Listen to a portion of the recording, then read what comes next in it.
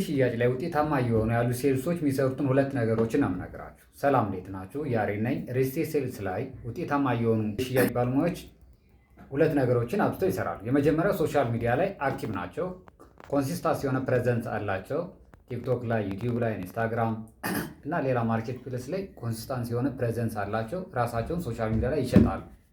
ሁለተኛ ደረጃ ላይ ከፕሮዳክት ፕሮሞሽን በተሻለ ቫልዩ ላይ አትኩረው ስለ ኢንዱስትሪ ላይ እየሰሩ ያሉ ሴልስ ባለሙያዎች በጣም የተሻለ የሽያጭ ባለሙያ እየሆኑ ነው ያሉ። ፊውቸሪቲውን ደግሞ ስናስብ ለፊውቸሪቲ ጥሩ የሆነ ሴልስ መሆኑን የምታስቡ ሴልሶች ደግሞ ኤአይ አውቶሜሽን ላይ አክቲቭሊ መስራት ይኖርባቸዋል። ኤክስፐርት መሆን ይጠበቅባቸዋል። ከአንድ ዓመት ከሁለት ዓመት በኋላ ፊውቸሪቲው ኤቭሪቲንግ የሚሰራው እንግዲህ በኤአይ አውቶሜሽን ነው። ስለዚህ ምን ምን ይሰራላቸዋል? ግራፊክስ፣ ቪዲዮ፣ ክላይንት ኮንታክት ማድረግ፣